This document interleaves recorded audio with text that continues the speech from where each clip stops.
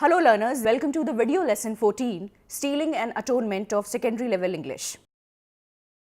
Learners, we all know who Mahatma Gandhi was, the sacrifices he made and his notable contribution to the freedom of India. He was loved and respected by one and all, and so everyone fondly called him Bapu. India celebrates his birthday on 2nd October as a national day, as also 30th January as Martyrs' Day, when the nation stands in silence for 2 minutes at 11 a.m. each year. Members of Parliament and national leaders all pay their tributes to the great soul on both these days at Rajghat, where he was finally cremated. Rajghat has become a tourist spot too. His famous prayers, Vaishnava Janto and Raghupati Raghav Rajaram, along with other bhajans, are sung at Rajghat on both these days. Gandhiji was an apostle of truth and non-violence. Yet, he, like any other child of your own age, made mistakes. This is a short episode taken from Mahatma Gandhi's autobiography, My Experiments with Truth.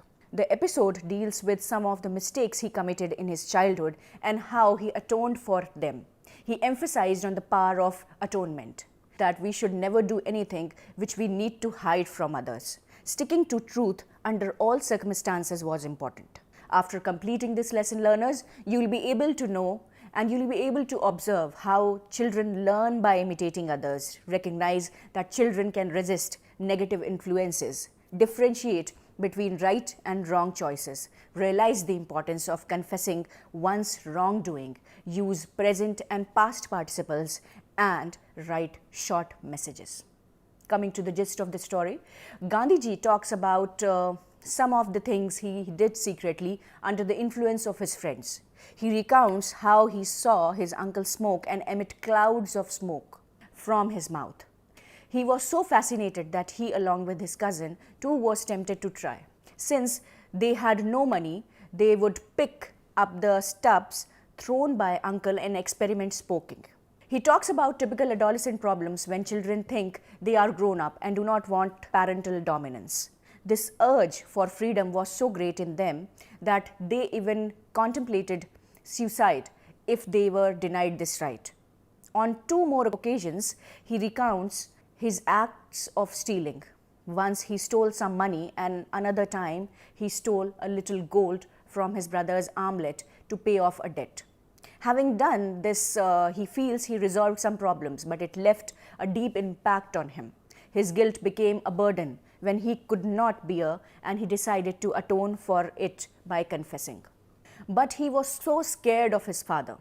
He was, as he confesses, finally he writes a letter confessing his guilt. In the letter, he asked his father to punish him. What was father's reaction on reading the letter? Let's read the story to find out.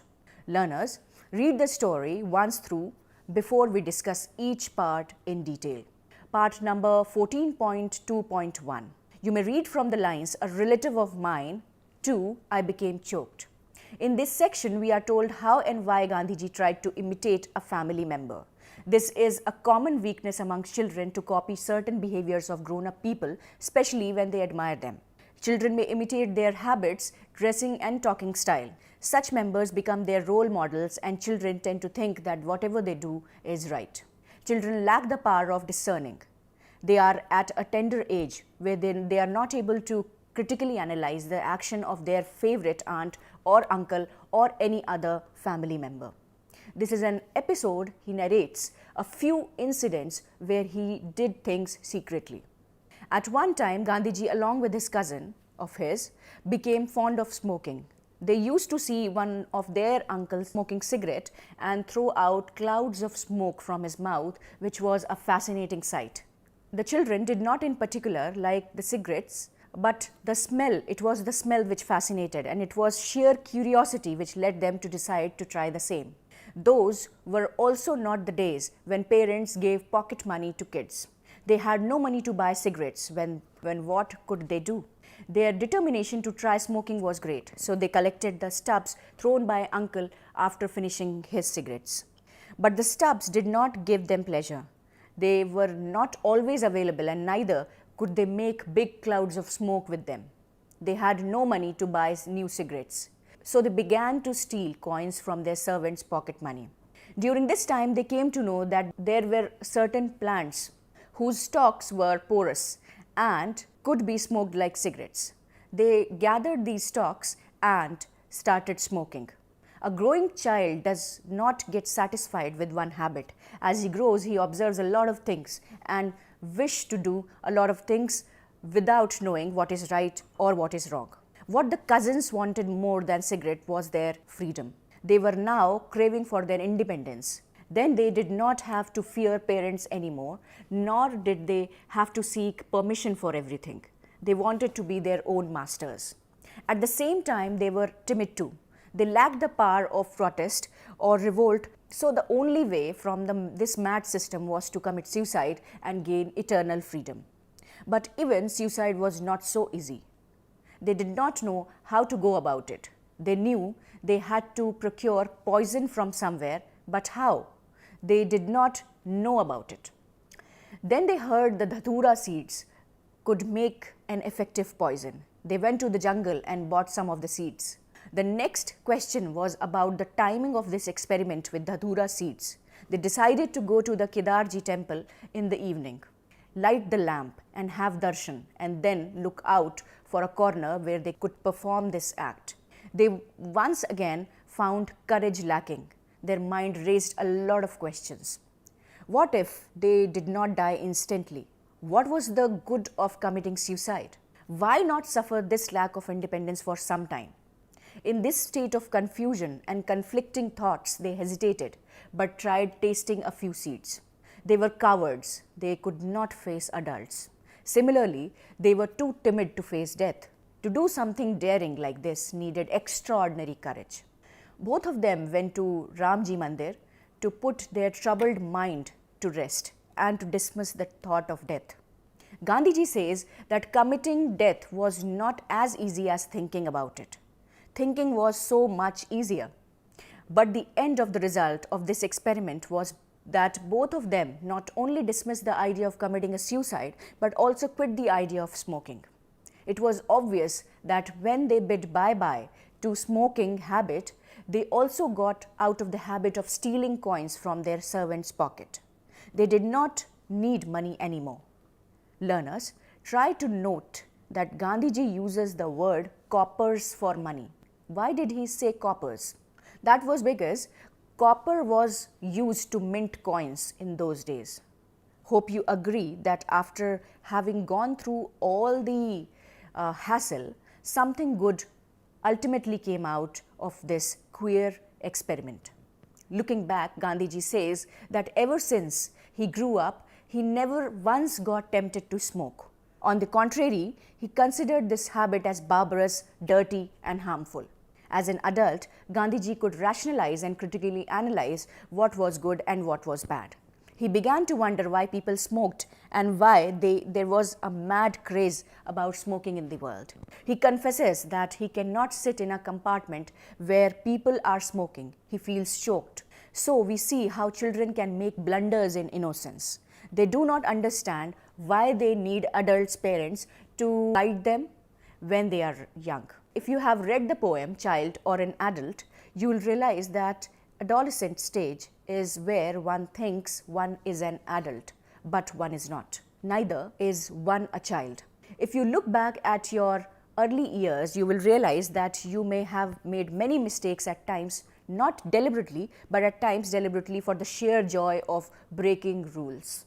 Learners, come to the part number 14.2.2 and you may read from the lines, but much more serious to without a confession. Talking about the various mistakes he made in his childhood, Gandhiji says that the incidents he mentioned earlier of stealing coins from its servant's pocket to buy cigarettes all had left an impact on his mind. He had stolen money from his servant when he was just 13 years old. He went on to steal yet another time when he was 15. His brother had to pay back a debt of rupees 25. They had no money to pay off the debt. They also did not have the courage to ask parents. So Gandhiji took off part of the gold from the gold armlet his brother was wearing and sold it off to a jeweler. It may sound easy to do all this, but to bear the burden of guilt is too much. This feeling of guilt was so magnified in his mind that he resolved never to steal again. So now Gandhiji made up his mind to confess to his father. But how was he to do so? He was too scared to speak to his father.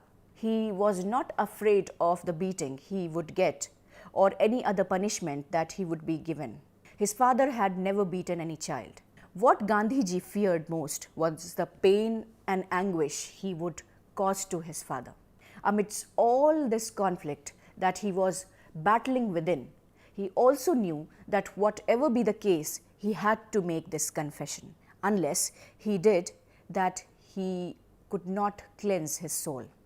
So, we see in this part of the story how important it is to make a confession if one has done something wrong.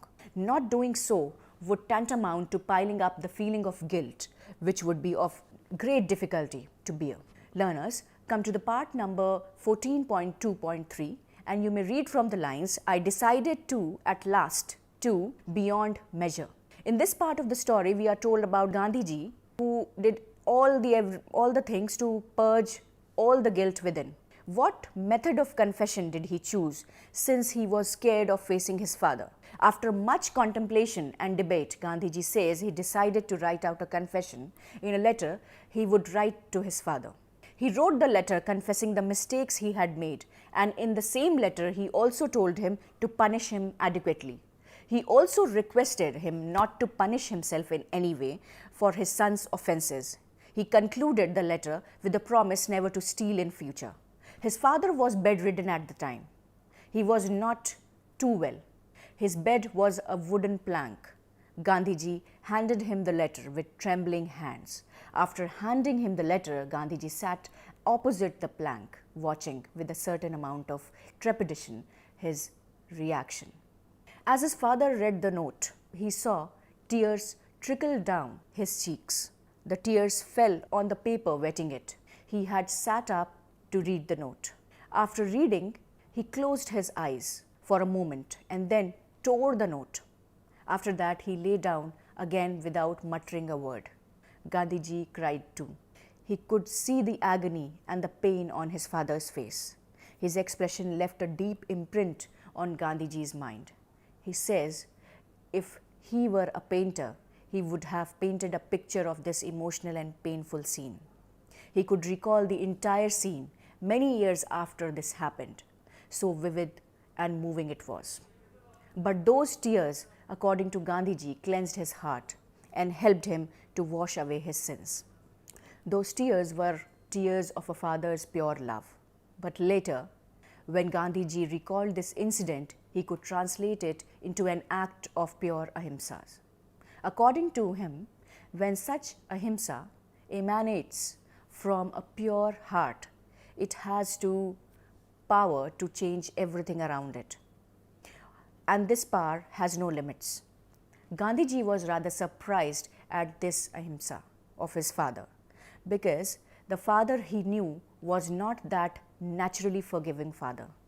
He had thought that his father would scream, yell, and show his anger, say hard and bitter things to him, also strike at his forehead. But nothing of this happened. He was absolutely peaceful. This peaceful acceptance Gandhiji attributes to his own clean confession, combined with the promise never to commit the sin again. His repentance was pure, so it was perhaps able to mold a hard heart too. Gandhiji was sure that his father felt absolutely safe about his son. He would do no such thing to hurt him again. This confession and repentance increased his affection towards his son many times over. So, here we see the power of truth and purity of heart. If one is truly sorry for having done something wrong, a person should not have any hesitation in apologizing. But having apologized, one should ensure that it is not mere lip service. One should live up to one's promise in word and in spirit. Learners, let us summarize the story. Stealing and Atonement is a lesson which is an excerpt from Gandhiji's autobiography, My Experiments with Truth. Gandhiji has given a vivid and honest account of the various flaws of his character, his timidity, his temptations, his guilt, and his atonement. Like any other child of his age, Gandhiji too made mistakes. He talks about the things that he and his relative did clandestinely. They had seen one of their favorite uncles enjoy smoking cigarettes and blow clouds of smoke. The two boys were enchanted by the smoke billowing out from his nose or mouth. They wanted to smoke too, but they were scared of seeking permission from their father. They had no money to buy a cigarette, so they would pick up stubs of cigarette from the ground and try a puff in a secret place. They could neither enjoy the cigarette nor blow a cloud. They were so desperate that they had no qualms in even stealing money from their servant's wallet.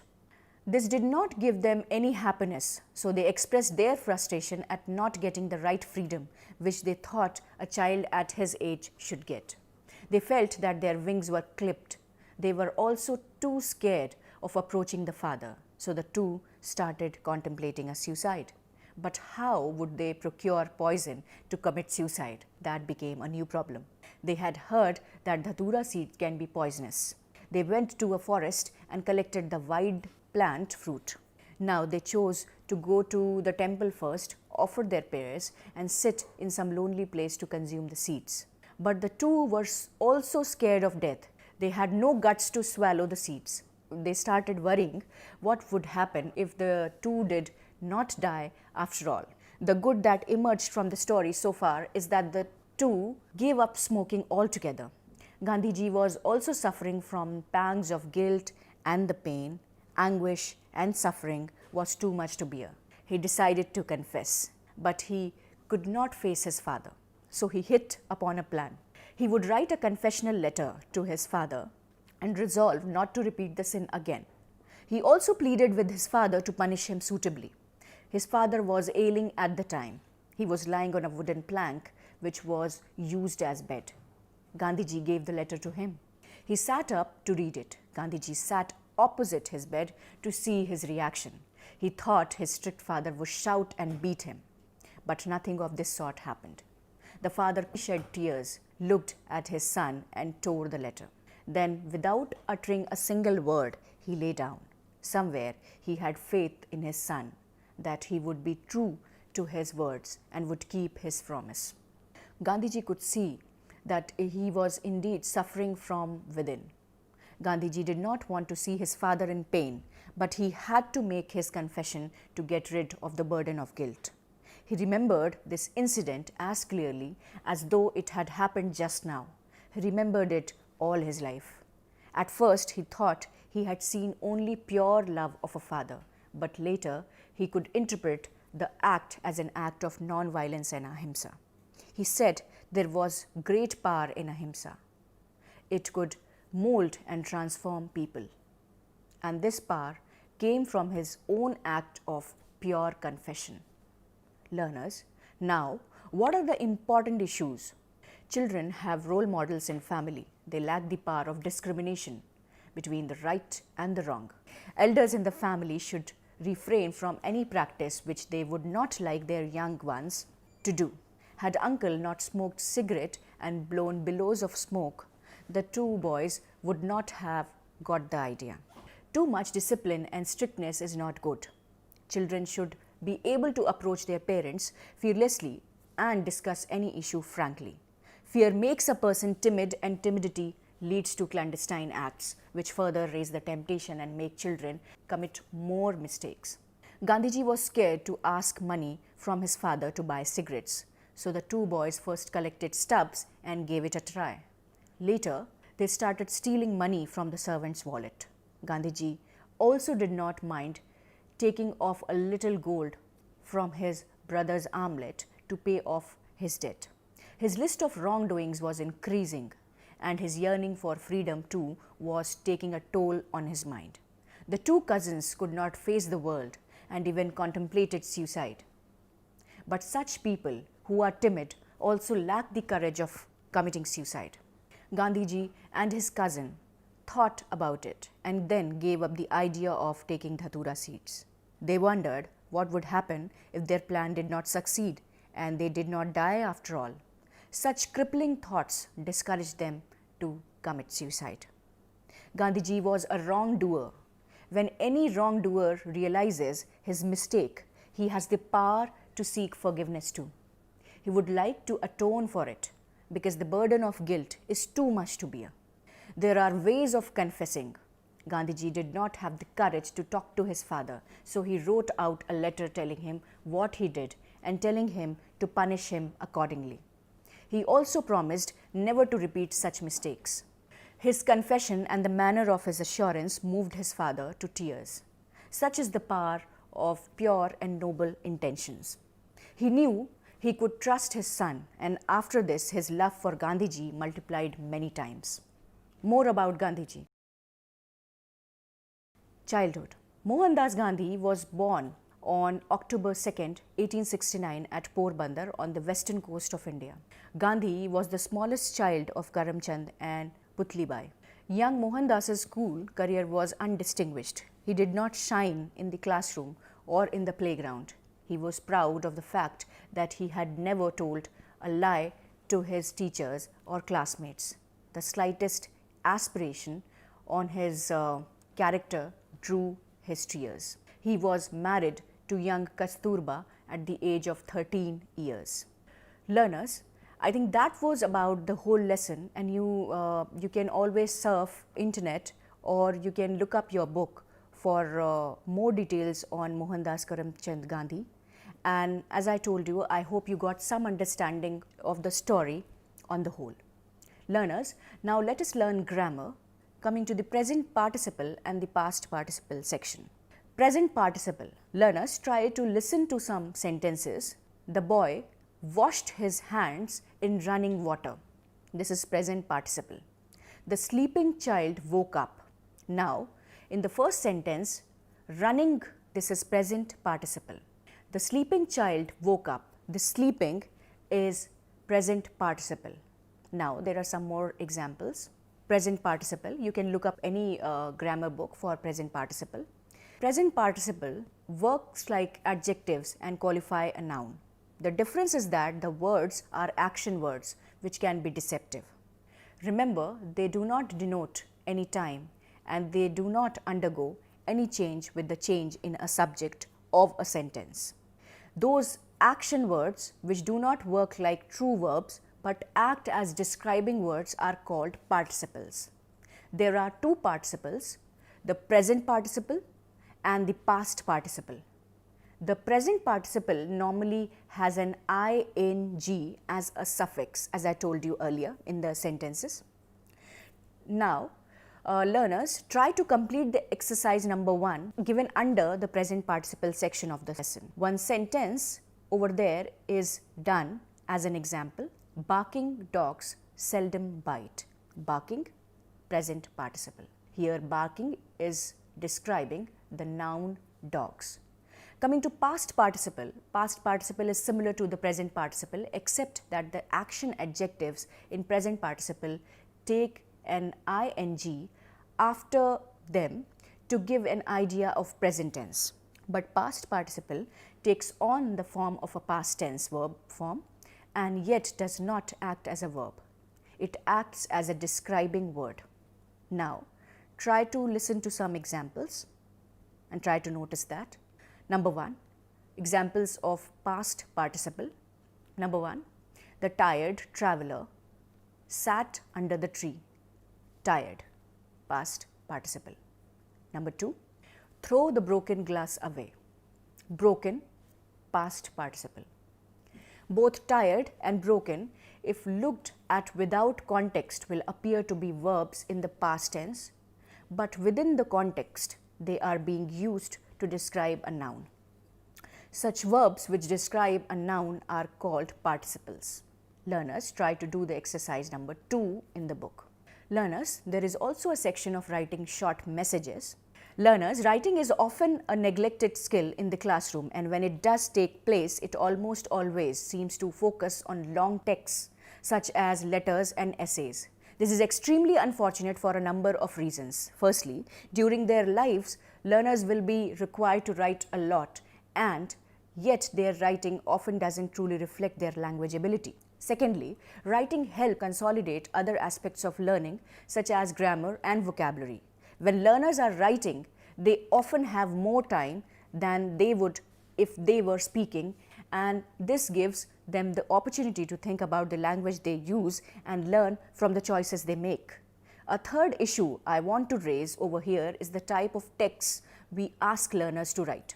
As I have already told you, these are often quite long, and this in itself is a problem as the text learners are more likely to need to write are short texts such as messages, notes and instructions. The features of these texts differ radically from long texts, and yet learners seem to be expected to be able to produce short texts with almost no teaching having taken place. One of the most important things to emphasize is that writing texts of any kind requires an understanding of how such texts operate and what they look like. The key to this is exposure to the text types, in other words, opportunities to read such texts. The writing of any text cannot come in isolation. Writing and reading are intertwined, and the best writers are people who read a lot. Therefore, before expecting our learners to start writing texts, whether they are short or long, we need to give them lots of examples and then expect from them to write short sentences or short paragraphs or short messages. So learners, this is all about you. To begin with, it's very important to state it is just that they are short. And because of this, there are a number of implications. Firstly, the use of ellipses, that is, leaving out words as they are unnecessary for comprehension of the text or message. This requires an understanding of the context and a shared understanding between the writer and the reader. Secondly, the register used in short texts tend not to be very formal. This doesn't mean they are informal, but simply that there is usually some kind of relationship between the writer and the reader already. So a degree of informality is normal. Finally, short texts cut to the chase, and the message is key and words are not wasted. This means that messages can appear to be almost rude in nature simply because of the brevity. In short texts, grammar words such as pronouns, articles, conjunctions and prepositions are often omitted. This can be quite challenging for both the learner and the teacher or the guide or the instructor, especially if we have spent quite a lot of time teaching learners how to use such words. It almost feels as if short texts are ungrammatical when in fact this is not the case. Although the words are not written, the reader will automatically reinsert them if necessary. Learners, you need to understand one more thing, is the reason for the note. It's been written not just to tell the reader where the person has gone, but why they are not at the location when the note has been left. This is just for an example. In other words, it's been left for someone to read who would be surprised not to see the person who wrote the note. So there is an underlying message. So these are just some tips for writing short messages. Learners, typically if I were to tell you something about writing short messages, another feature that we often find in short messages or short texts such as notes and instruction is the use of passive. There are two main reasons of this. The first is that what both the writer and the reader are interested in is the action, not the person doing the action. And secondly, the passive is more neutral and almost helps soften the tone that a short text has. For example, please make sure the rubbish is taken out. However, even when the passive is not used, the agent or the person being asked to do something is often left out, usually because the expectation is that it is the reader who is going to read out or to carry out any action that is required. Learners, now try to look into the scrolling text, and it contains certain amount of words. Learners, can you lessen the words so that there is a brief message? Remember, the meaning still needs to be very clear. You might want to change the order of the words as well. For example, the previous message, the message which is given as an example, the message is, "Hi Amit, Rahul phoned and wanted to speak to you, but you were not at your desk. Can you call him back? He says it's urgent. And this is a message which has been left by Swati, some person. Now, if I were to put it in small words or to put in huge brevity, I would like to, put it like this. Amit, I'll put a comma, and then urgent, I'll put a heading urgent. Rahul phoned, please call him back. And at the end, Swati. Learners, there is a section in your book, there is a part in your book, 14.4, let us write section, which says and which explains message writing. Learners, Gandhiji wrote a confessional note to his father expressing his feelings. A note can be a message which you can create to give some information. Suppose you have to go to your friend's house and find that he is not at home. What would you do? You could give your friend's neighbor a message to be conveyed to him, or you could write a note and slip it under your friend's door or tape it on the door. A message is that important information which you want your friend to know. Learners, try to consider the given situation, and the situation is Ravi and Abhishek are classmates. Ravi is out shopping when Abhishek comes to his house. Abhishek writes a note, a very short note for his friend. He leaves the note with Ravi's neighbor and requests him to give it to Ravi. Now, the message could be like this.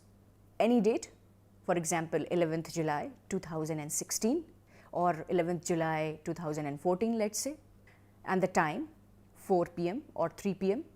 Then Ravi, I came to your house to return your book. You were not there. I'll come again tomorrow at the same time. Let me know if you will be at home. My phone number is this, XYZ. And this message has been left by Abhishek. So once this message is complete, you write your name.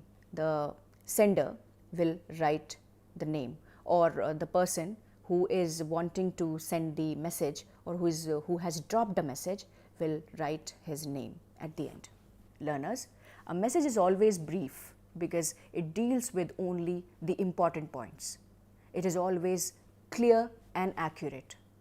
It does not include direct speech, does not contain address, sometimes contains a contact number, has a brief salutation, for example, Ravi, name, very informal.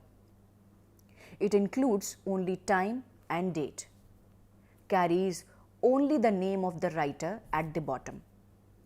Now, learners, try to practice this exercise which is there in your book and which I am giving to you. Imagine that you need money to buy a book for school. You take 50 rupees from your father's shirt pocket without telling him about it. You know that your father will be confused and angry when he finds the money missing. You decide to write a short note to explain to him what you have done and why. Write the note, learners, in about 5 to 6 sentences. So it's very much written that you have to write the note in about 5 to 6 sentences, and it has to be like that. You'll be asked on that pattern only. Learners, I hope you have understood the lesson well. As I tell you every time, each lesson of secondary level English needs your undivided attention. It has its inbuilt English language skills which are required on any learner's part to understand those fully before writing the exam. Also, do read your secondary level English book before sitting for your exam. Best of luck. Thanks.